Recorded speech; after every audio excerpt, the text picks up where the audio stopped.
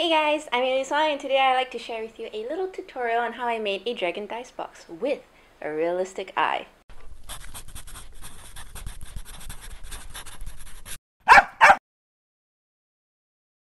So this all kind of started when I'm trying to figure out what to do as an anniversary gift for my boyfriend. This has the prototype and you can see that it is 100% made from polymer clay, including the box itself. It was held together by magnets, and there's also like velvet cloth inside. And of course, a real-life looking eye in the middle on the cover. I posted it up on Reddit and everybody seemed to be really interested in how it's made. So here is a tutorial of that. And today's tutorial video though is about sculpting the dragon. If you want to know how I did the eyes, you can check it out in another video, which I will share the pop-up link on the right corner of this video. You can head over there and see how it's made. So after that, I refined the design and recorded how it's made for you guys. For those who follow this video and would like to do a box of your own, please feel free to tag me on Instagram. That's where I'm most active in, and I would love to see what you come up with. If you find this video helpful, I would really appreciate it if you like and subscribe. That will help a lot. And if you'd like to support the channel, you can also head over to my Patreon page. I send out postcards, I share reference photos, videos, and the likes. So thank you for watching, guys, and I hope you enjoyed the video. See you in the next one. Bye. Alright, I got with me here some polymer clay. This is Super Sculpey. I've tried another Sculpey clay. I don't really like that, so I feel like Super Sculpey so far is the best. So I'm gonna show you my little capuchin eye here. So this is the box we are going to make the dice box into, and this is gonna have our eye. The theme of this, I was actually thinking I'm going for a theme, so elemental theme. I think that would be pretty cool. We're gonna go with, I guess, lightning or thunderbolt, like Zapdos or Pikachu. I guess. I got a clay roller with me, so what I'm gonna do is I'm going to roll the clay in. So what we're gonna do is we're gonna create the base and we're gonna stick it on top of the little box thingy. And you gotta put some elbow grease into it. It's not fun. It can get pretty tiring. I had to like soften the clay up. I don't have a clay softener. I mean, I went to the store and I saw this thing called clay softener. I've never tried it before, but when I opened this box of clay, it just came really hard and brittle, and I gotta like gotta soften it myself using some isopropyl alcohol and just keep kneading at it until it works. So even though you can see it pretty much fits already, but I don't want it to be too thick. I want it to be thin. I'm just gonna keep rolling and rolling. It's good. It's like you are working those arm muscles, those biceps and triceps in there. Okay. Now I am never one for a planner. Let me just like, look at me, so messy. Didn't even clean up my table, I swear. Don't be like me, guys. So messy. Okay, sorry about that. Let's see if I can now find. Aha, found it. Ah, dropped it. Okay. So you can use a blade of any kind, really. So I am not one to plan. I do not use a ruler or pencil, none of that. I am super lazy. So what I'm gonna do is just gonna stick it on top here. Just gonna press it down a little. And I'm just gonna take a knife and just cut it following the frame. I mean, it seems pretty accurate enough, right? Okay, take it out. Try not to move the box because you just don't want that. to happen.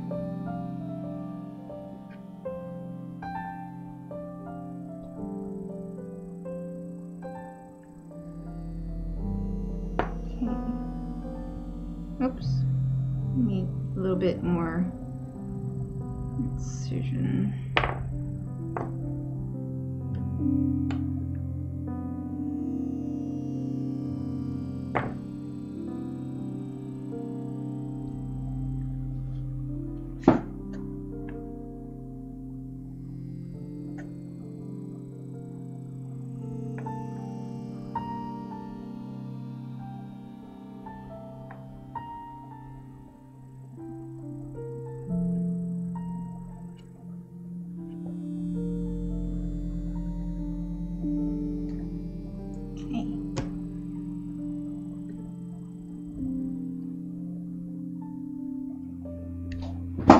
Now I gotta do this from a different angle.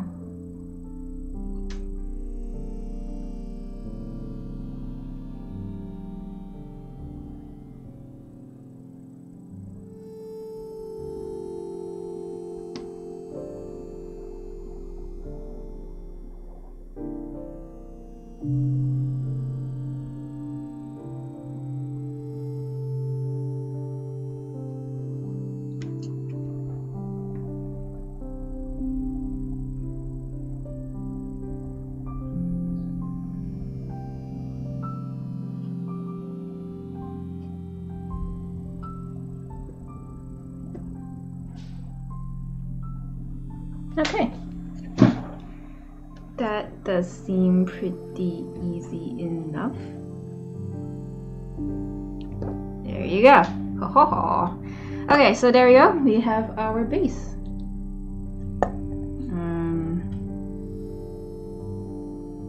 So what we can do now .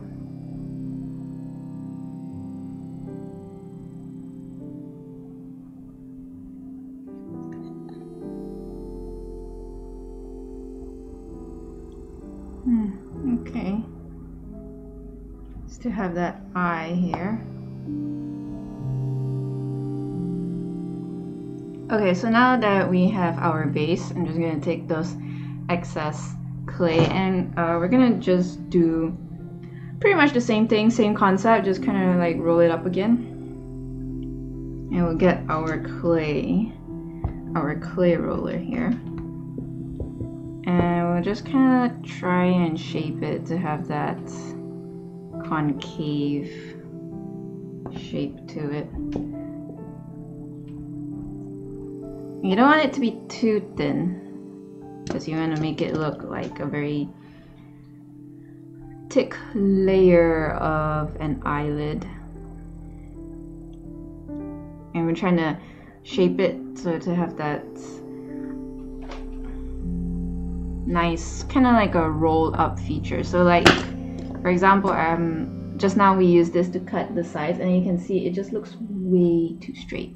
It's not very smooth, so what we're gonna do is we're just gonna use our own hands and just shape the eyelid.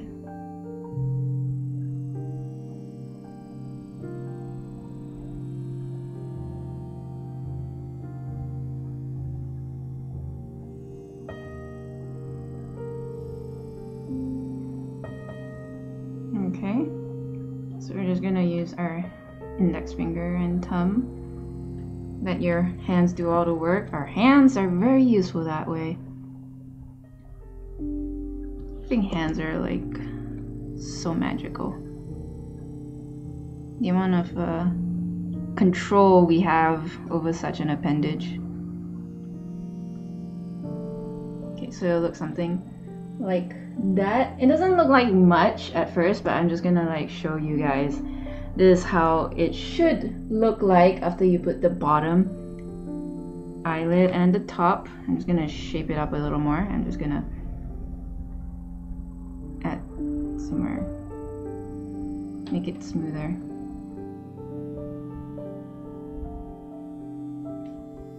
Okay, so we're gonna do the eye slightly angular. Okay, and we want an angry eye.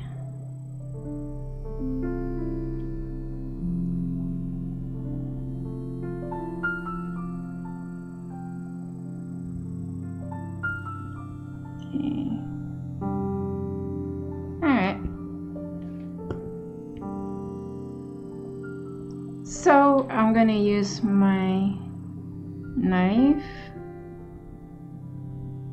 Just kind of cut around it. Because we won't going to be needing this. You don't want too much excess clay on top. I'm trying to also not scar the bottom.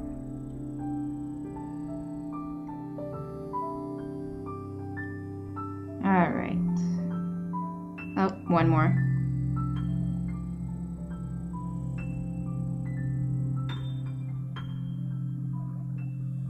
Okay.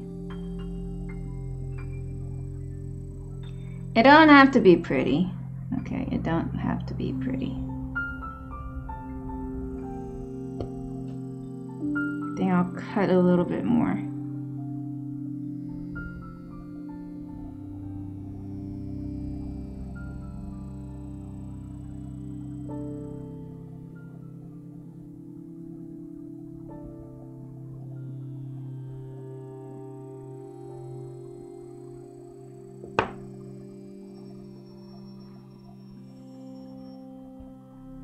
Okay, so let's see what tools I got here. Okay, there you are. So I have with me a stylus ball. Okay, actually, honestly, we don't need that anymore. So I've used the stylus ball to just bring this together.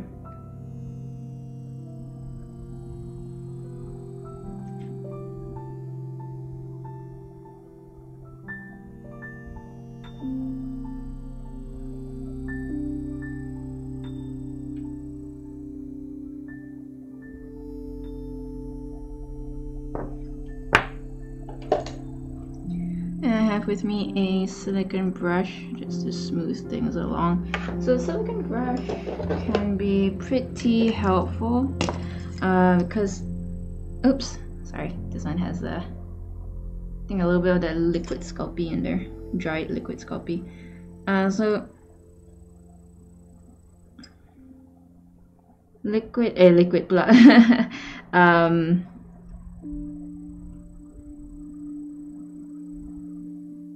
What was I saying? Silicone brush is really useful in the sense that it is kind of like your fingers. So simplest way I can explain it's like, you know, your fingers, they're used to smoothing out clay, and the silicone brush can do just that. Except it can also go in super, and I mean, like, look how fat my finger is. Come on guys, look how fat my finger is. Silicone brush, so much more precision. It comes in different shapes. If you want it straight, you can go straight. If you want it a little bit more of that, like a rounded texture, you can go for the pointy one. So I'm just kind of smoothing out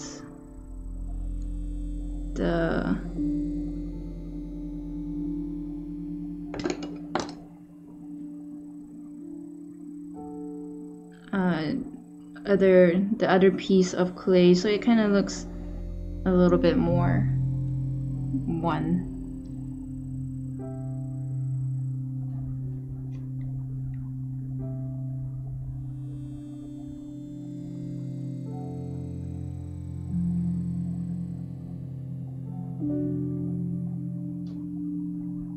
Okay, he does kind of look pretty angry.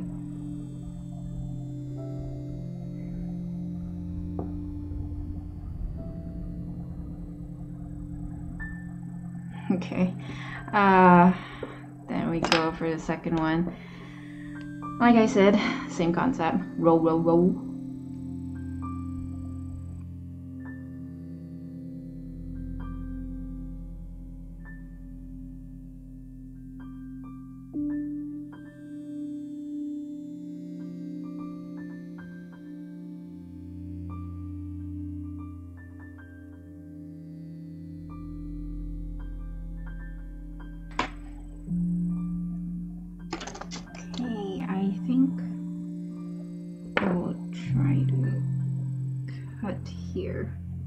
The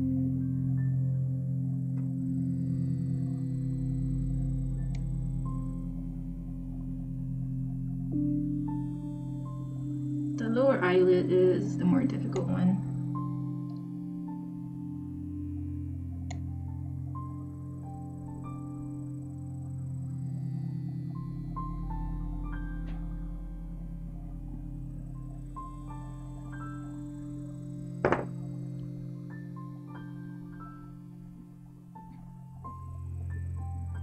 I'm gonna use my fingers, kind of pinch it a little to have a less sharp edge to it.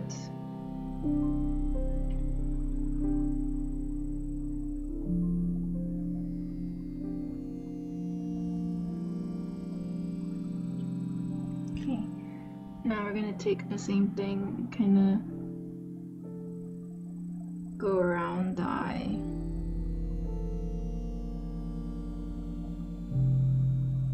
And then we're gonna merge it.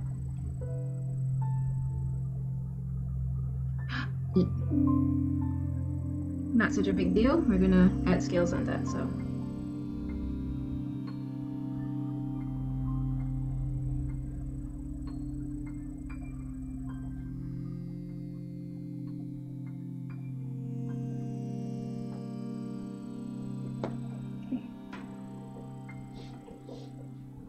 Put this away.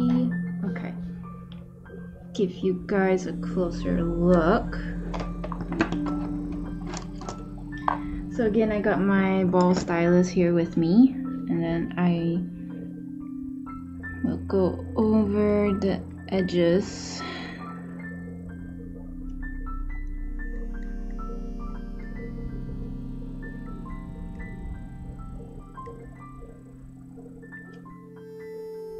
Now you can see it looks like very coarse work.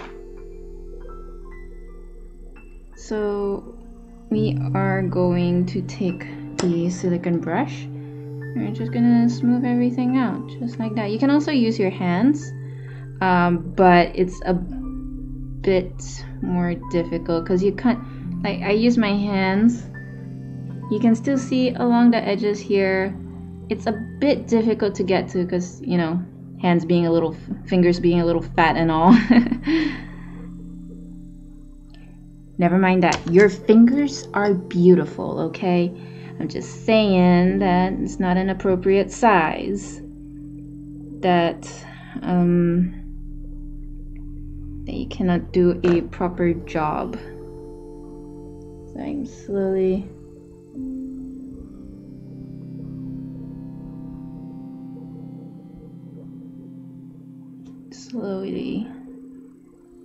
making this all smooth.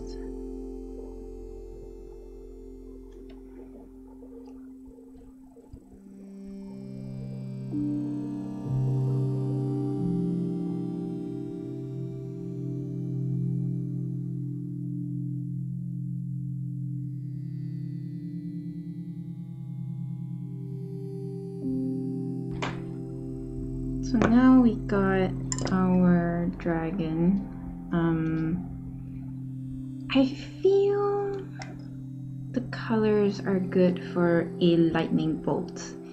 When I think lightning bolt, I think like Zapdos. I'm collecting all my clay here if you're wondering what I'm doing. Yeah, so when I think of lightning bolts, I think Zapdos.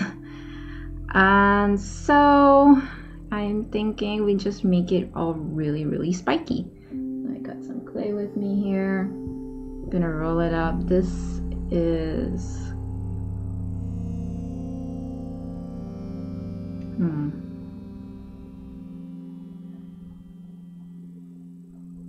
So just kind of roll it.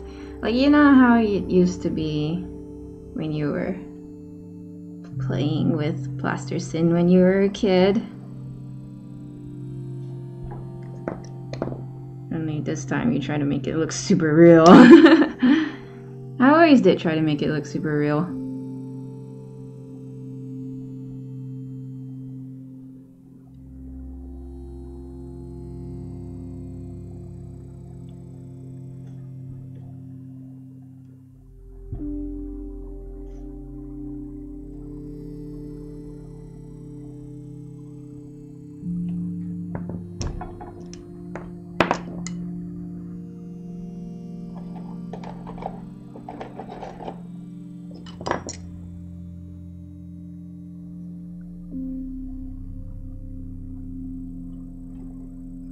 You can have like horns.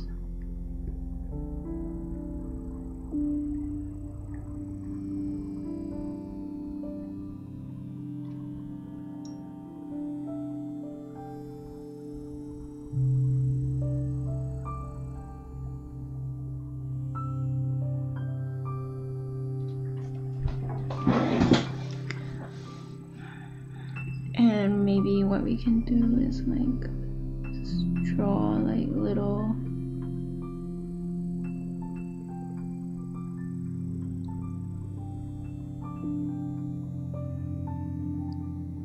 electric currents kind of thing, just to give it a bit more detail.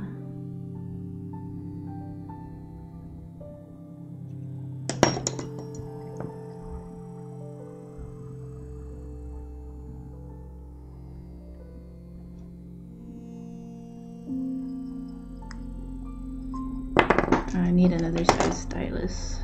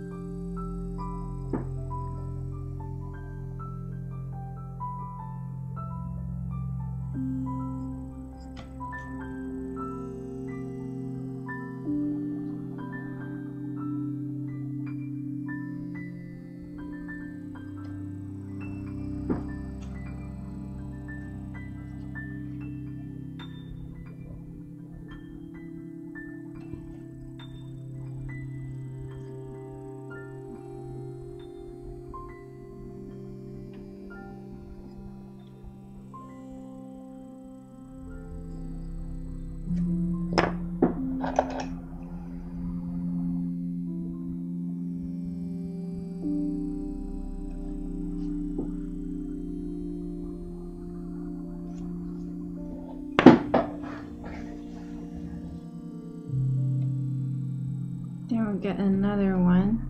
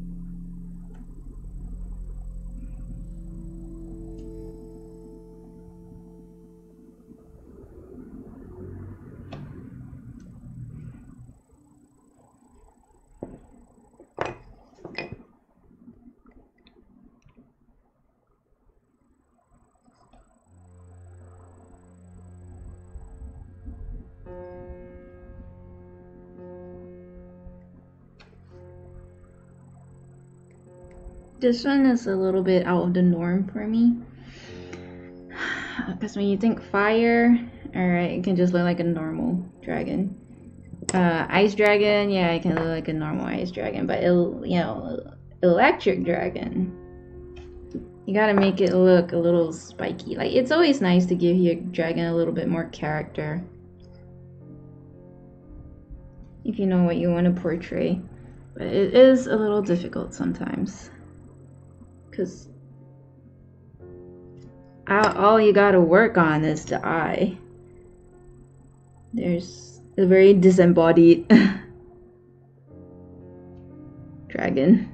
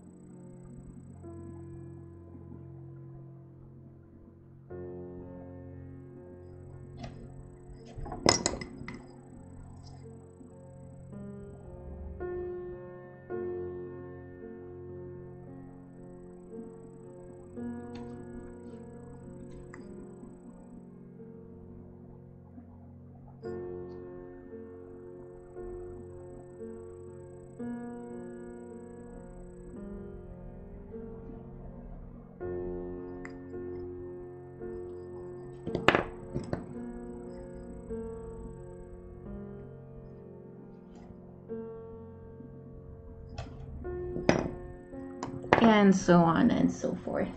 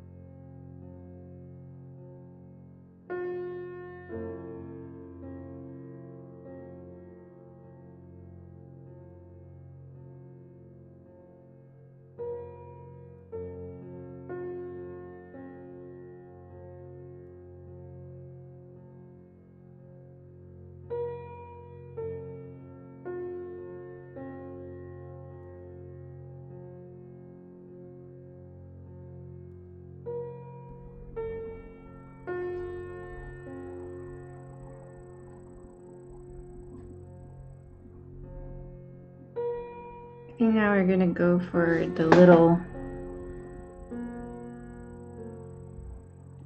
little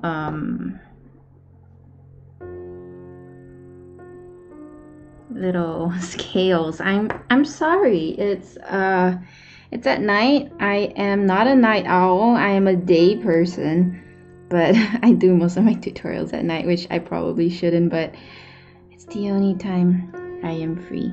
So, as I derpily said, we're moving on to the smaller scales.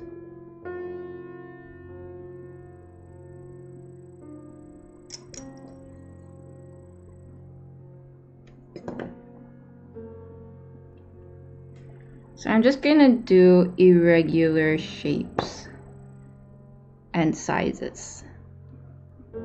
If everything is the same shape and size, it will become a little bit too uniformed and it won't look good.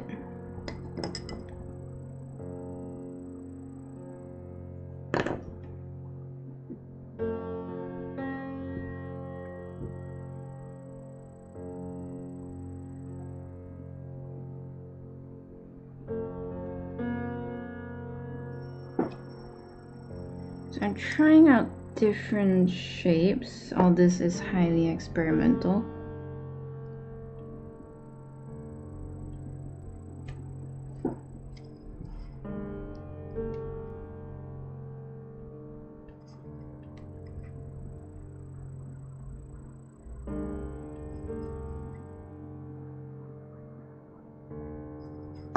Oops.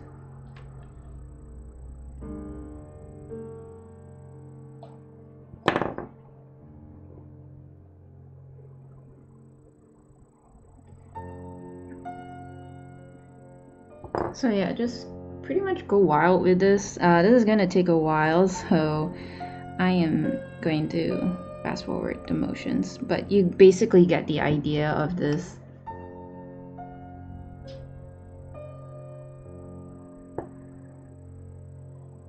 Different shapes, different sizes, just whack them on it.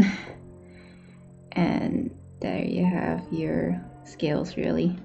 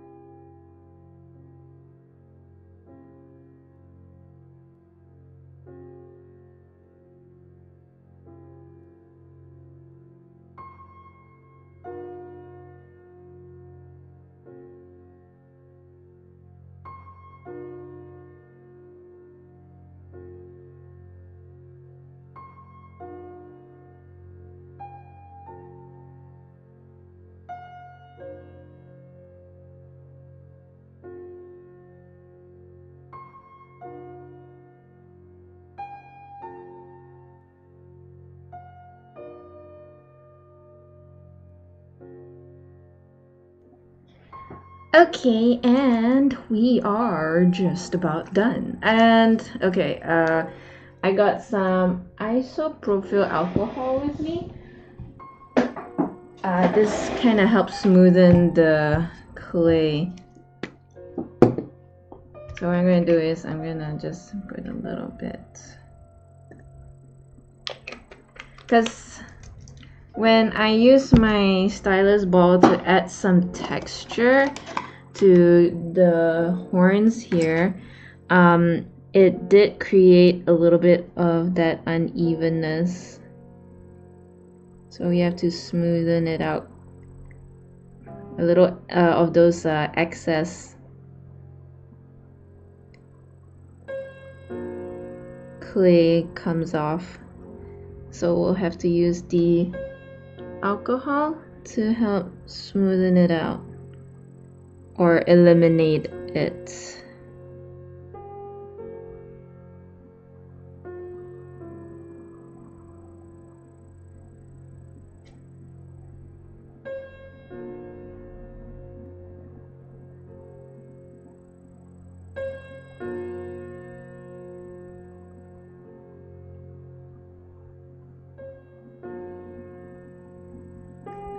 So if you're doing polymer clay,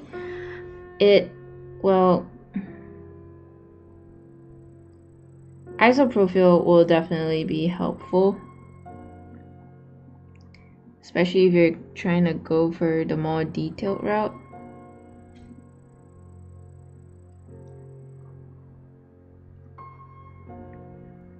So you want to add detail like textures and stuff, you're gonna need like a tool to help add that texture, but because you're gonna have to dig in to the clay, excess clay is bound to come out. It's like sand. You draw a line, you can see all the excess the barriers of sand that comes off at the sides. When you draw the line, you can see like excess sand coming out. So basically the isopropyl will kind of help neutralize it a little.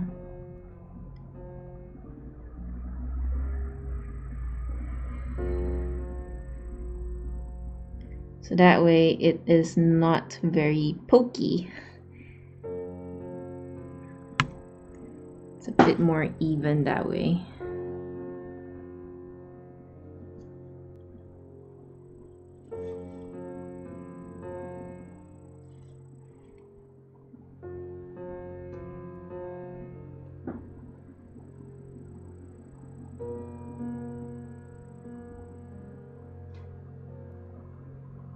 It won't eliminate the details I already put in. It might soften it a little, but it doesn't undo everything that you did. Or at least just be careful.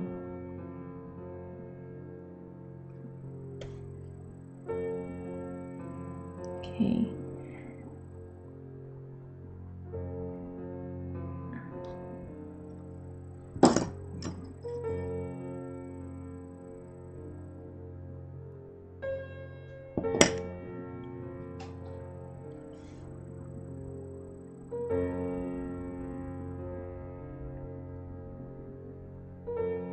Okay, the rest here I don't have to worry because I never even add any detail there. Just all squished up.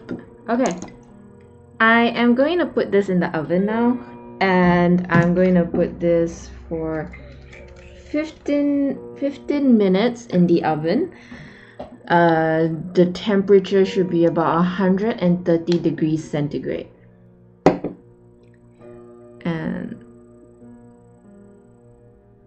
And I think that's about it. Okay, alright, so I'll see you guys in a bit.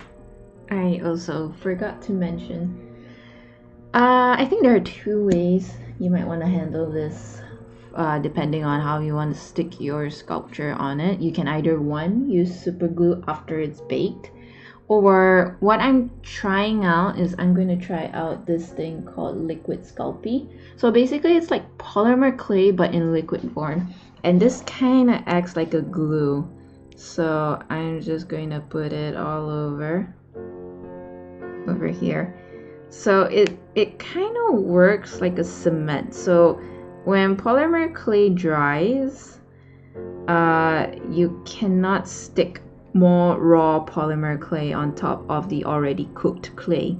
It just won't stick. So this Liquid Sculpey actually helps with that process to make it easy for uncooked clay to stick on cooked clay. So basically that's it. This is just experimental, but I'm basically trying to put quote-unquote cement on it.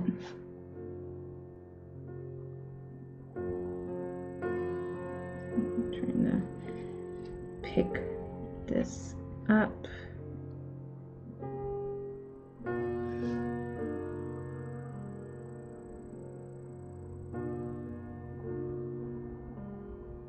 Okay, I'll put this whole thing in the oven. And oh yeah, so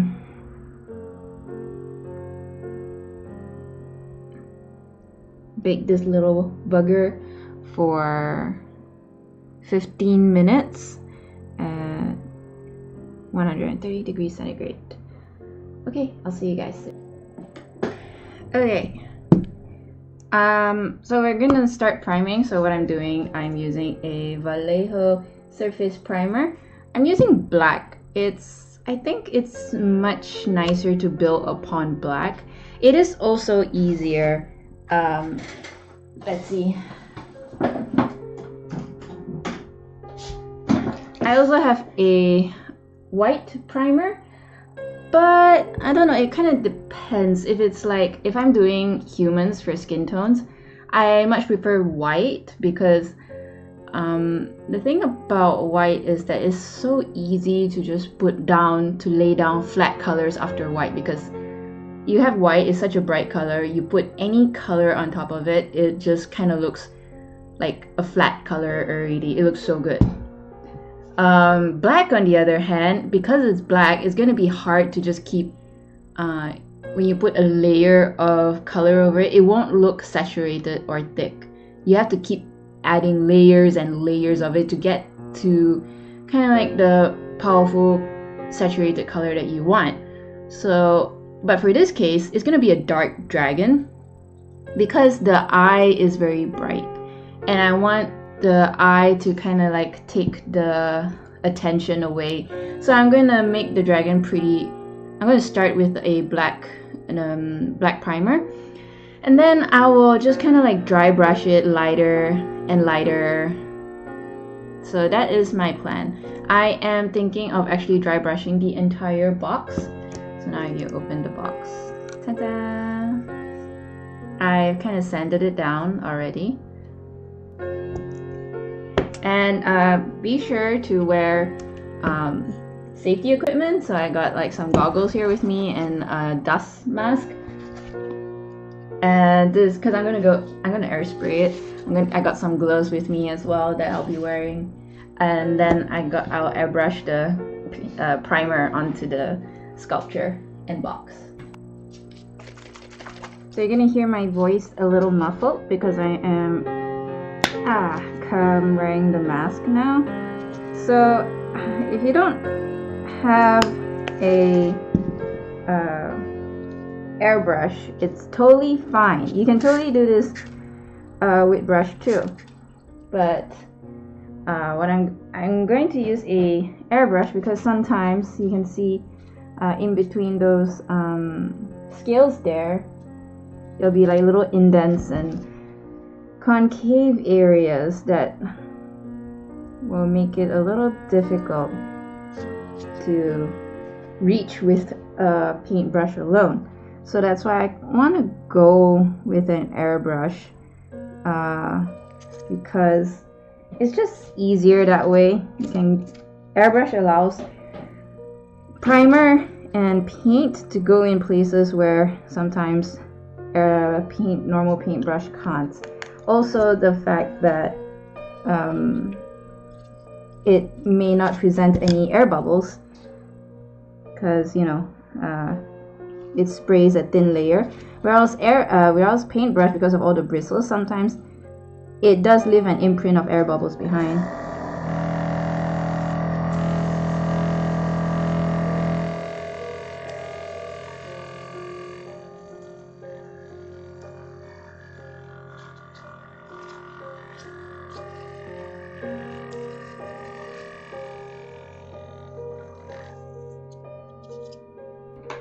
Sorry about that. Yeah, the thing is, if you work with airbrushes, you kind of have this problem. If it's too thick, you clog it up. If it's too thin, well, that happens. It's definitely a hard line to learn. Even I've been airbrushing for like 3 years now. Not consistently, not all projects call for airbrush when I do it, but basically, yeah, I still haven't quite mastered it. Especially when it comes to primer and varnish, it is really difficult. So over here, I put masking tape along the eye because I do not want the primer to affect it.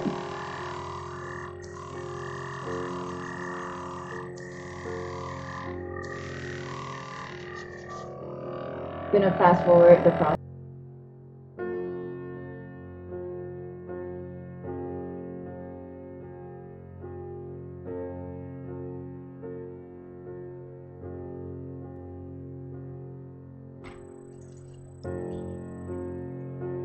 Now we're done with the gold latch. Even the insides here, so I gotta paint them. Move the behind. Now we're gonna start on the main attraction, which is the dragon. Hang on, let me get my paint. I'm currently using Golden Artist colors, mainly because I quite the light fastness is number 1, which means the saturation of the colors can last for a really long time. I am using raw sienna here.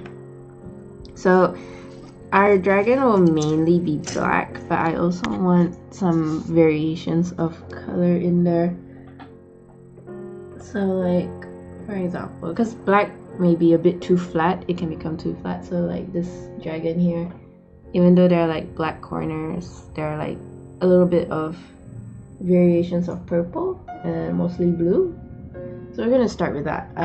We are going to do maybe variations of brown and red. I feel like in terms of the color wheel, that one will be quite similar.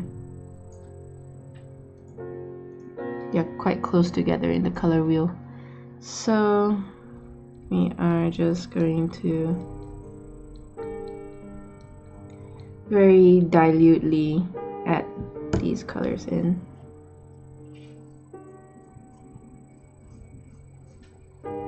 It's gonna take a few layers because, like I said before, it being black, we have to build the saturation of colors.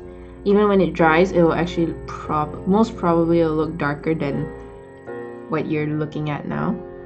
Looks like a coffee brown.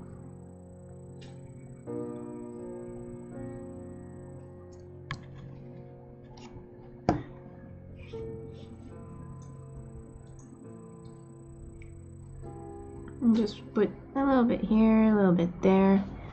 I think for the first layer, I'm going to put it everywhere.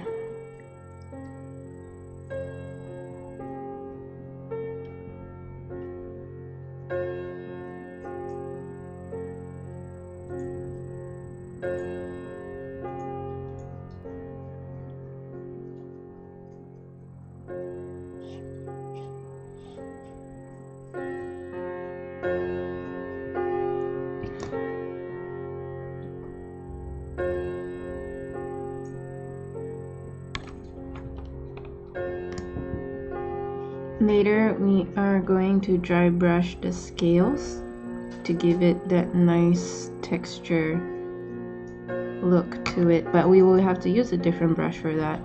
You can either A, use a different brush, or B, wait for your brush to like completely dry, like desert dry, really dry, and you can start on that dry brushing.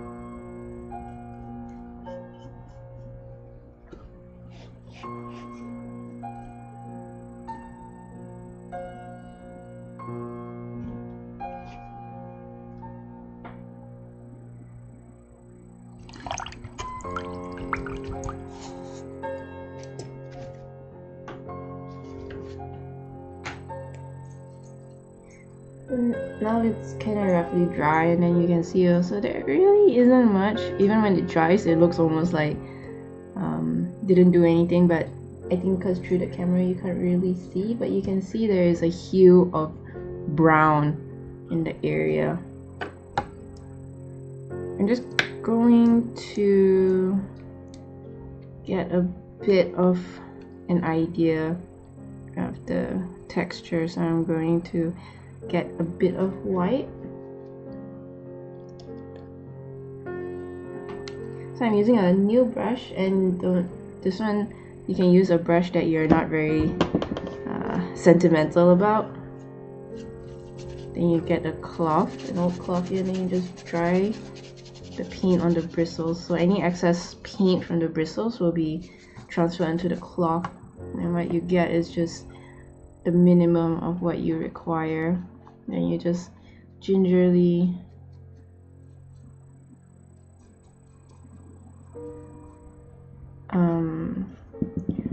brush onto the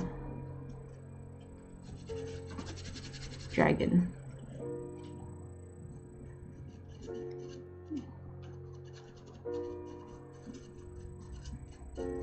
And this will highlight all the scales that are protruding out of the skin.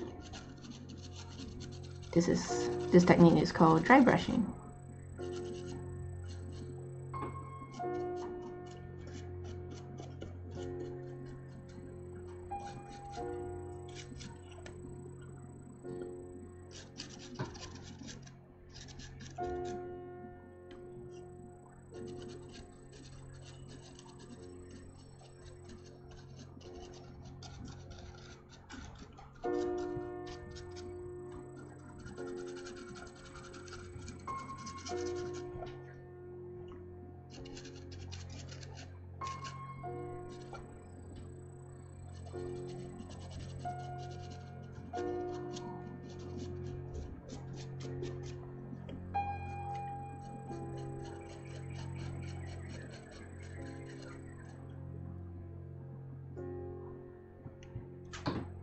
So you can see it doesn't look so flat anymore. It's not a single color. Everything just kind of looks like it's kind of protruding out now.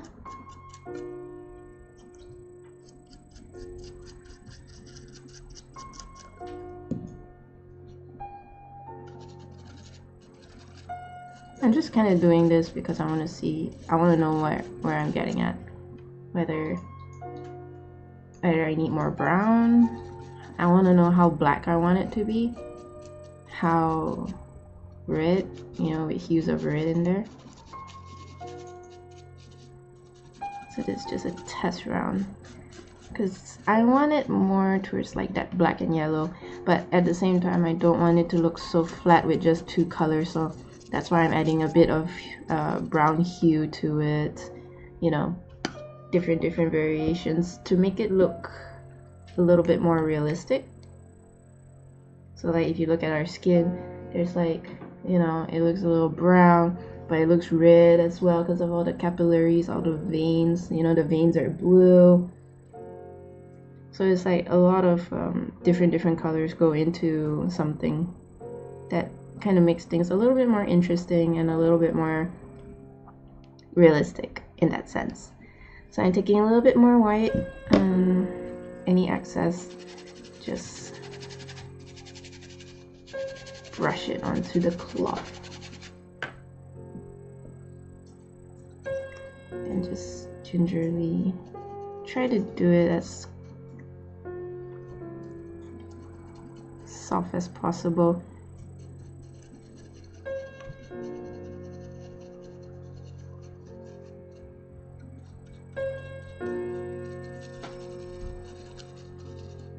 You can use a smaller brush, but of course the surface area that it will reach is not that big. But as we get a little bit more to the nitty-gritty details, I'll use a smaller one. So usually for airbrushing, you kind of use a brush that you don't feel sentimental over because you are going to damage the bristles. As you can see, you're not going to put a lot of love and care into it. Because in order to get that airbrush, it's nice to have like a messy bristle so you can reach everywhere. So even if you have a new brush, it may not work all that well. So you get an old brush, or you get like those hog hair brush that are really quite messy to begin with. I think those are like pretty good. So like over here, I can't really seem to get the details out. I think I'll use a smaller brush for that. So roughly, it kind of looks like that.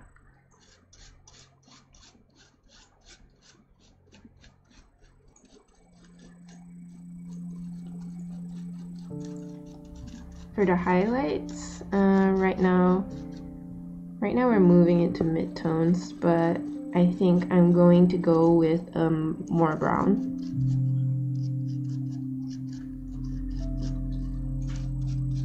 A little bit more brown here and here, maybe a little touch of red as well.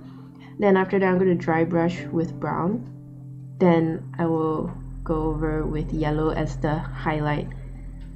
I'm going to go with white first. My yellow is not very opaque, it's quite transparent, so what I'm going to do is I'm going to go over with white, then overlay it with yellow, then the yellow will look more vibrant. Because usually colors like yellow, they tend to be a little bit more transparent because they're not very powerful colors. So I kind of reinforce it with white and then go over it with yellow. So now you can see a little bit more of the detail peeking out. Still not much to look at yet, of course, because all beautiful things takes time and effort.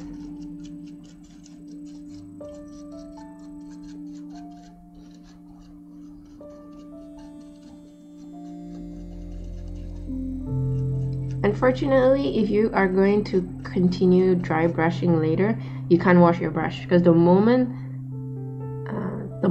it is wet, you cannot do the dry brushing. The effects is entirely different. So unfortunately, you have to leave that aside. Got a little bit of that brush bristle escaped.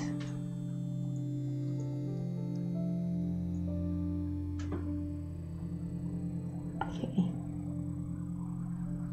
Alright. Okay, I'm gonna get a smaller brush.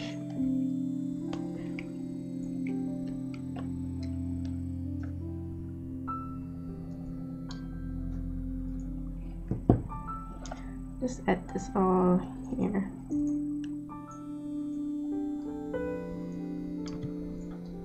I'm trying to avoid as many scales as I can.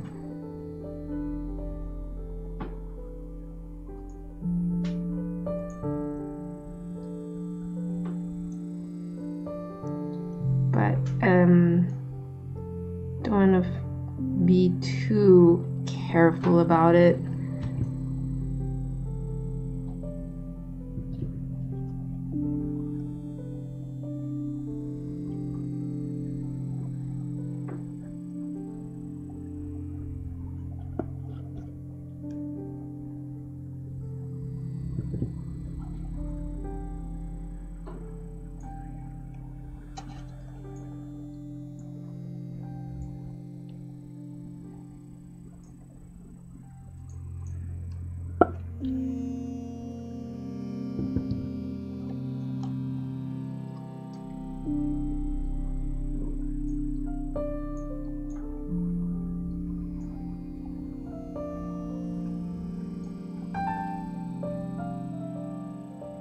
Just trying to add a little bit of depth.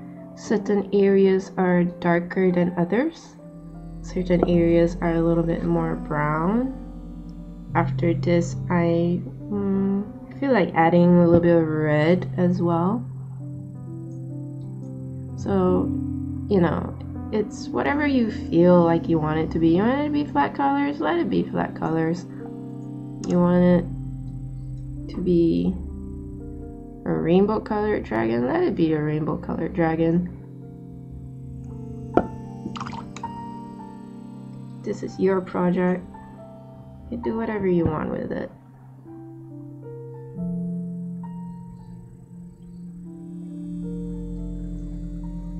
So certain scales are a bit more brown than others.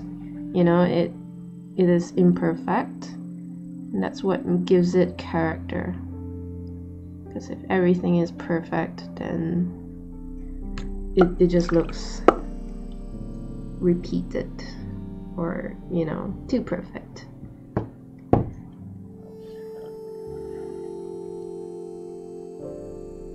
So this one, unfortunately, you have to put in a little bit more effort. You know, for me, I prefer to like use a smaller brush and just, you know, add it. Add colors. Some areas the paint is a little bit more transparent, because even when it dries, it'll look a little bit more transparent, because we didn't use thick paint here. I dilute it with water. So when it dries, it'll also kind of look a little, it just has that hue of coffee color kind of thing. It's a coffee dragon. So when I started this project, I didn't know what I want the design to be, because I was thinking the eyes were yellow, which was an interesting choice, because I was thinking of doing an elemental series. Then I was like thinking, how do lightning dragons even look like? I honestly have no idea. So while I was doing this tutorial, I'm also like, yeah, I don't know how it'll look like. Honestly, doing this right now, I also have no idea, guys. I am just like, yeah, I think it should be brown, but I also like a little bit of red, but black and yellow also looks really good. So I'm like kind of just doing a combination of everything. A little bit of red, a little bit of black, like, you know, whatever, you know, just go with the flow.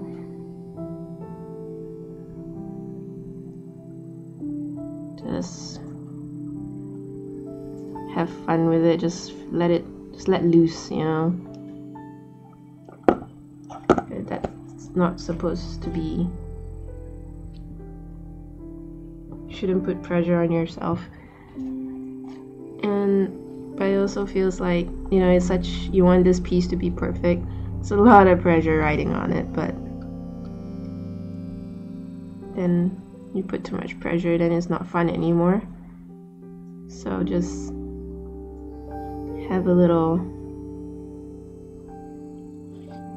give yourself a little leeway. So, let me check. I need my red. Okay, got it. So I got cadmium red hue here. So now the paint hasn't dried. Like, as you know, I'm using diluted colors, but this is a great way to blend it. Acrylics are very good to blend provided they are still wet. The moment they dry, they can't they can't mingle anymore. They start to be quite unfriendly to each other. So again, we're going for a little bit of diluted red. So right now the colors look kind of vibrant, but after that they are like, you know, once they dry up, they won't look as vibrant anymore. So you can see some scales are like a little bit red and brown already.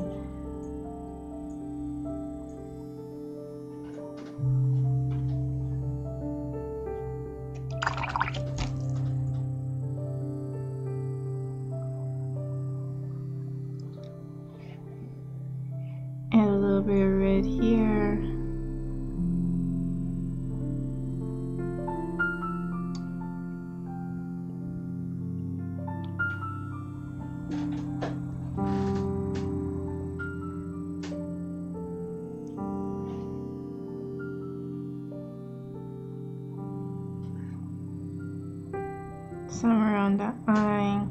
So, you know, you're trying not to mirror each other. Some right here, some right there, but I just don't want it to look like a direct reflection, so just doing it wherever I feel like it. Like I said, randomness and imperfection makes it all the more beautiful.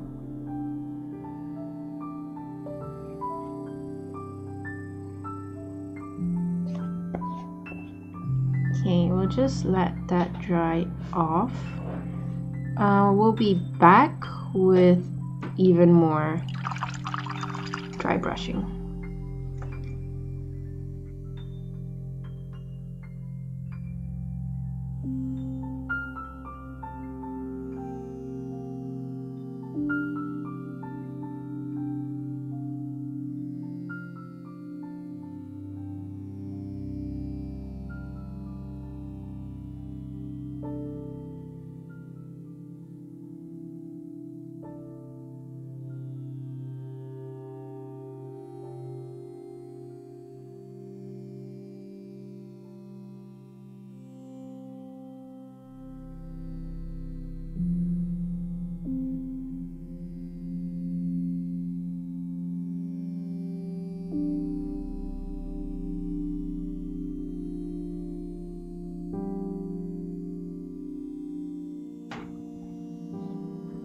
So I added a little bit more diluted brown and red in the area.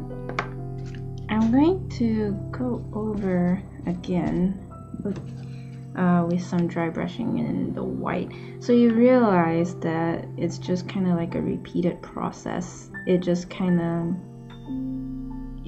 build layers upon layers, and if it doesn't work, you're just gonna keep doing it until you kind of get what you want. So basically, it's not always very straightforward.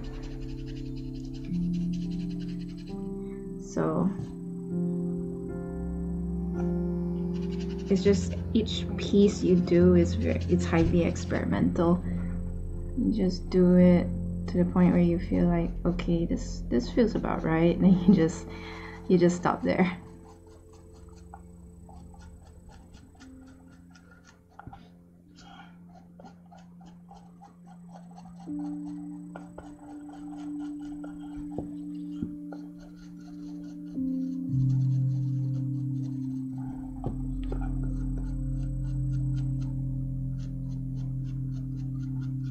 So I'm gonna go over with some dry brushing white. This time, I was thinking pick where you want to highlight. I guess we'll just keep dry brushing everywhere. I think places that you feel you just want to make it darker, then you don't touch it with your whites. I'm gonna go over this with a smaller brush later, just to get that good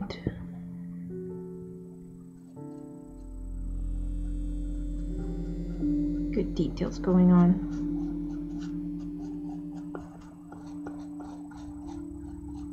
So if you choose certain places to have that highlight, you can see that it kind of looks like this one looks a little, even though it's kind of protruding out, but you kind of get that feeling even more when you make it brighter over here.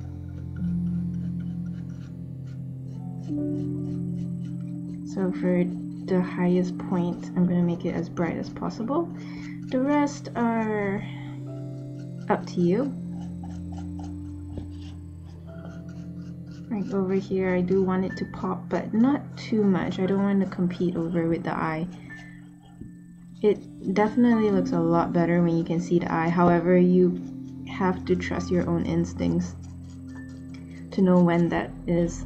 You have to think about doing everything.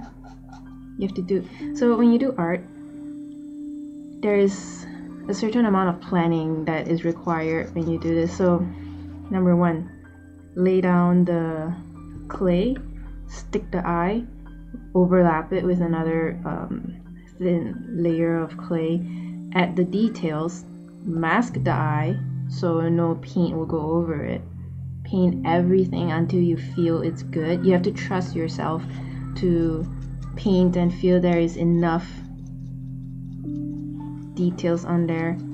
Then you spray varnish it. So I mean, if you do this through brush, like paintbrush, if you do your varnish, your priming and varnishing through manual paintbrush, then you don't have to stick to mask the eye, because with paintbrush you have much more precision on where your paint and varnish will go. But if you spray paint, you kind of lose that control and it just kind of goes everywhere. So when you spray paint, then you have to properly plan. I cannot take out this masking tape until everything is done, including varnishing. So there is a little bit of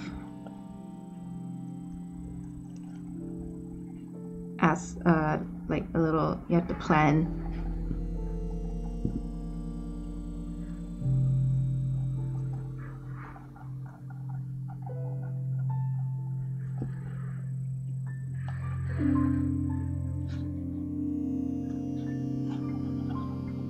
So I think I'm going to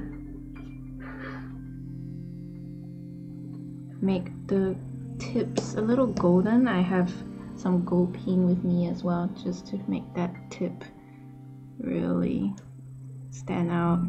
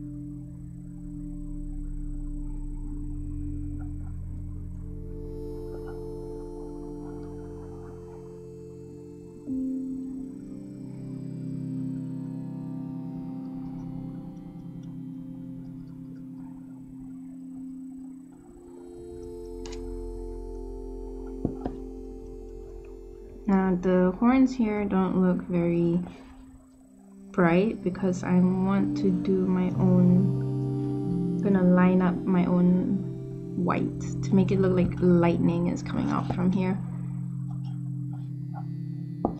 I want to try this. I've never tried it before. So what I have with me is golden iridescent gold deep fine. I'm gonna add a little bit. I've never dry brush using metallic colors before. So I'm taking a small brush because I don't want too much metallic colors around. So I'm gonna do this a few times on the cloth because I just wanna test it. Okay.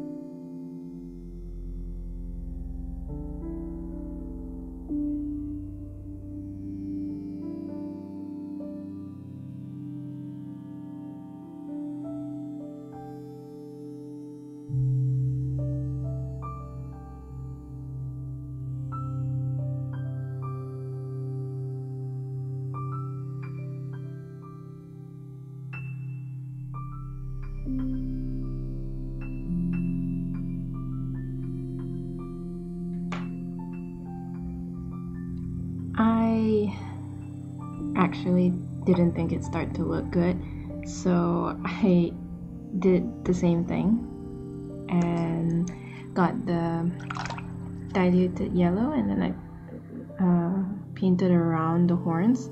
I think it looks a little better now. I did not record that because I wasn't so sure it would pan out. So you see, if you notice by now, most of the time I have no idea what I'm doing. So here's a look at behind the scenes where I 80% of the time don't know what I'm gonna do. Just kind of like go along the way and see how it goes, and so far it's looking alright. Like I said, if you're unsure, just keep going. It's very tempting to stop and think that you have no clue what's going on, so you should just stop altogether, but I think it's a good lesson to just keep going. So I think the horns will be good, as in they kind of look like very like where all the electricity is coming out of. Obviously the glass eye LED is gonna look really good, so we just want to use the horns to complement what's going on. So again, I'm using the diluted style.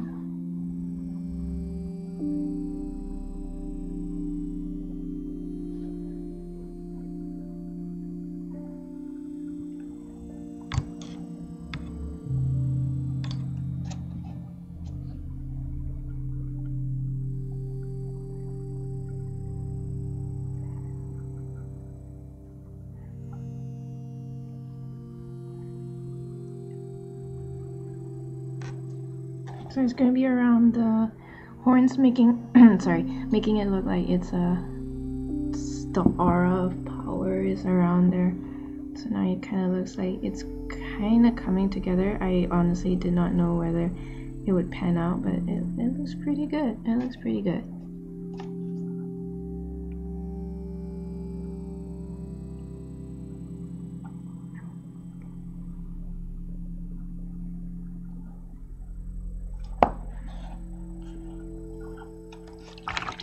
I think it's a bit too much yellow over here, so I just take a brush, just wash it clean and then just wipe it out.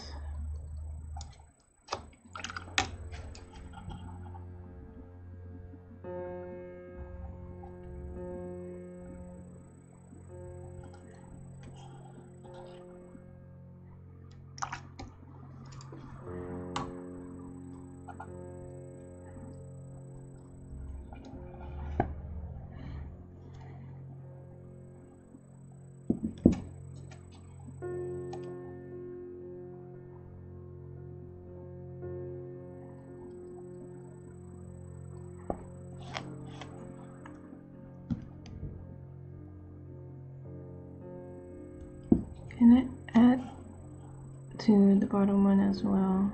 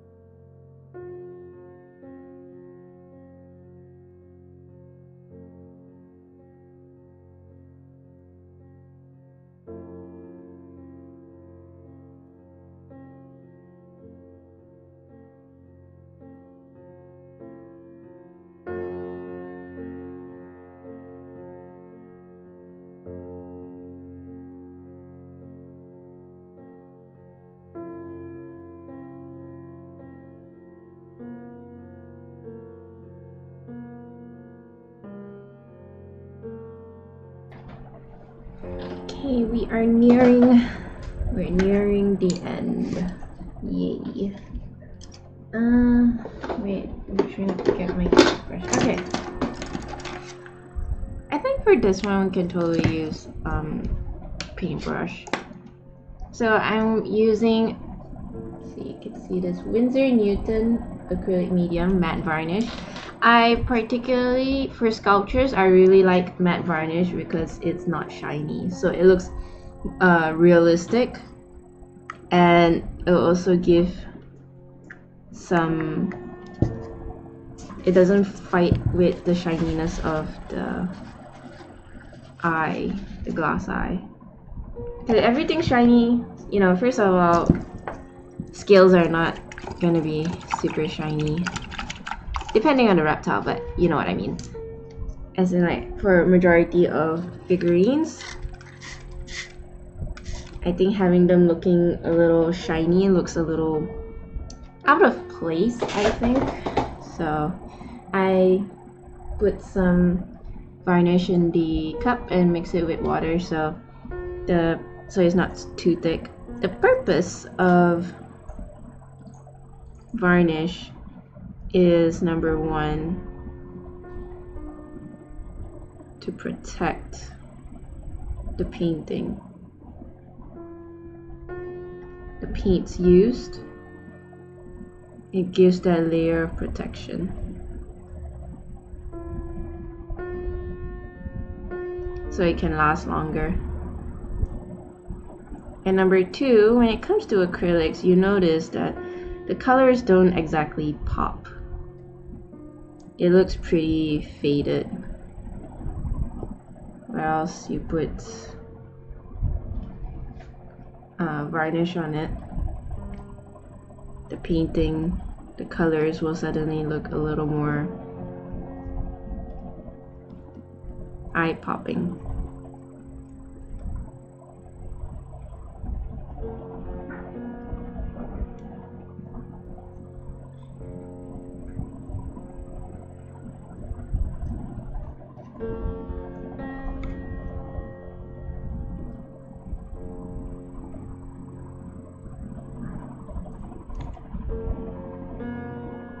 So for this, is similar to the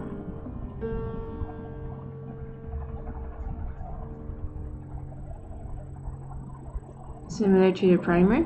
I'm going to do 3 layers of this.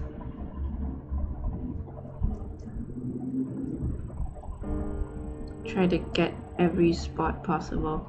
If I use an airbrush, it will be a lot faster. Unfortunately, airbrush clogs a lot, and primers together with varnishes, when they dry, they become very sticky and it can clog easily. So trying to avoid that by using normal paintbrush. So you can see that the colors suddenly just look so much better, because that's a little bit of the magic of the varnish. At first, like, acrylics look, yeah, it looks alright, and then after that you put in the varnish, it looks wow, like kabam. So varnish does it justice, does your painting justice. So don't show anybody until you do the varnish.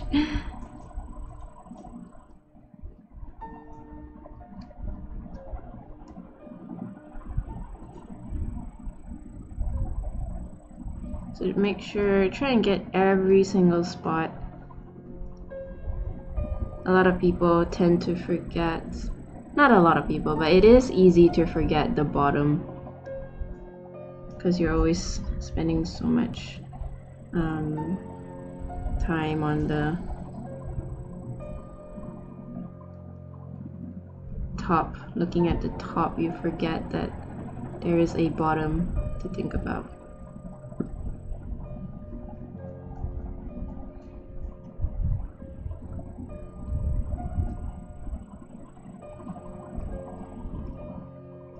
So now you probably couldn't see the before and after, but like previously I thought the paint job looks alright, but after you put the varnish it looks a ton different.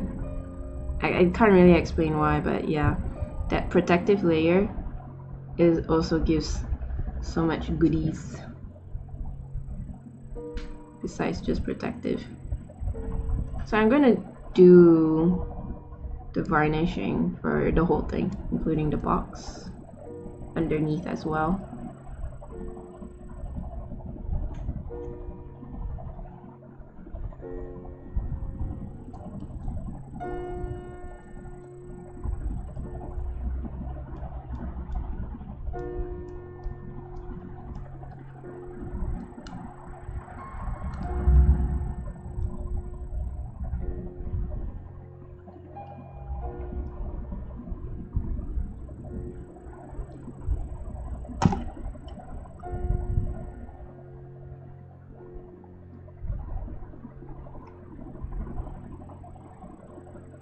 Oh yeah, you saw that I kind of did the cloth inside here. I'm going to skip that tutorial because I don't think I do such a great job with it, so I don't think I am qualified to do a tutorial for that. It's just that one right now is still trial and error.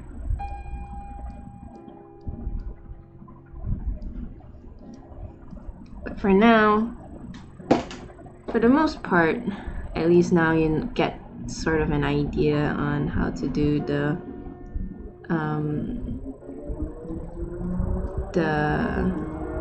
sculpting, the painting, and you know, the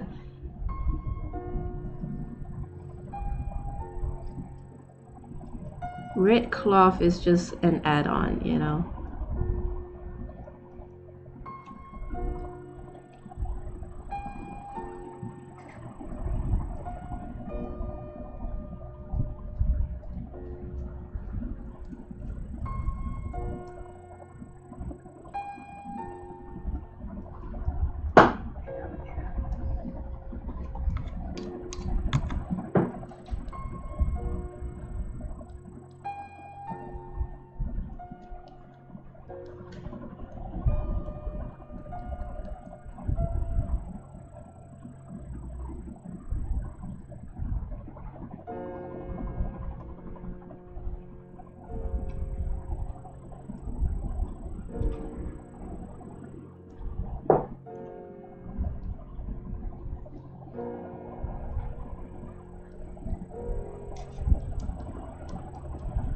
Okay, we'll just let that dry off.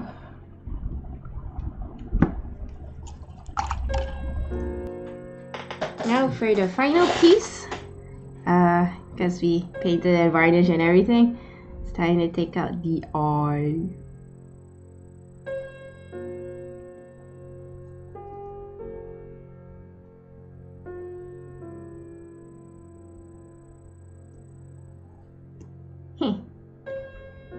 Ooh, that actually looks pretty good. And ta-da! Here's the box. You open it. Ta-da!